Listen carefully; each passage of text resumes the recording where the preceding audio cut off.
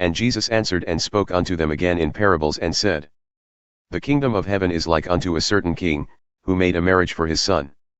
And he sent forth his servants to call them that were bidden to the wedding, and they would not come. Again he sent forth other servants, saying, Tell them that are bidden, Behold, I have prepared my dinner, my oxen and my fatlings are killed, and all things are ready. Come unto the marriage.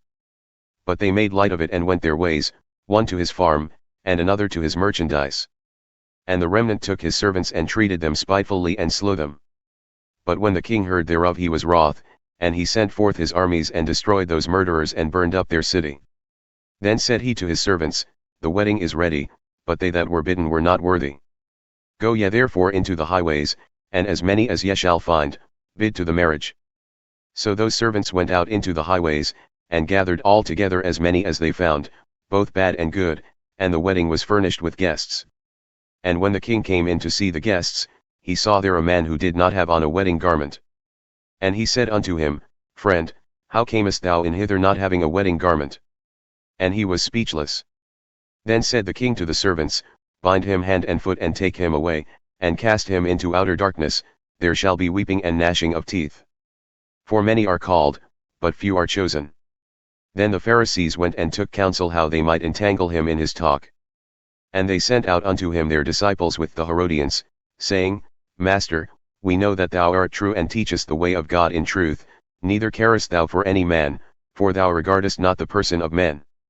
Tell us therefore, what thinkest thou? Is it lawful to give tribute unto Caesar, or not? But Jesus perceived their wickedness and said, Why tempt ye me, ye hypocrites?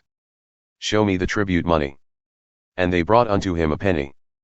And he said unto them, Whose is this image and superscription? And they said unto him, Caesar's. Then said he unto them, Render therefore unto Caesar the things which are Caesar's, and unto God the things that are God's. When they had heard these words, they marveled, and left him and went their way. The same day the Sadducees, who say that there is no resurrection, came to him and asked him, saying, Master, Moses said, If a man die, having no children, his brother shall marry his wife and raise up seed unto his brother. Now there were with us 7 brethren.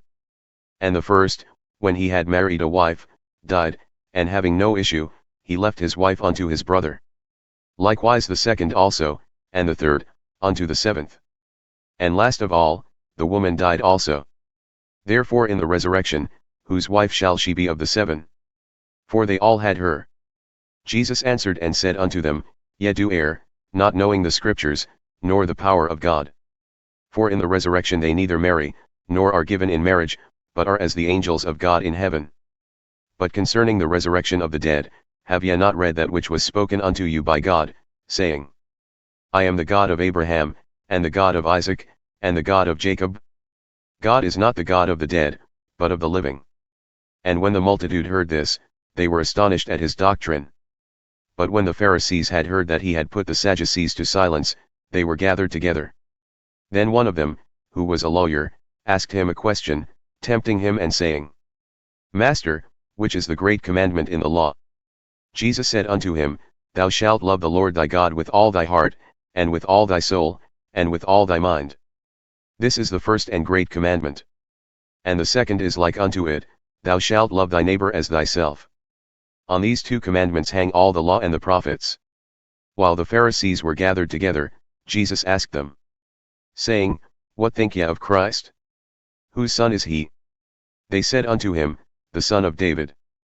He said unto them, How then doth David in the Spirit call him Lord, saying, The Lord said unto my Lord, Sit thou on my right hand until I make thine enemies thy footstool? If David then call him Lord, how is he his son? And no man was able to answer him a word, neither dared any man from that day forth ask him any more questions.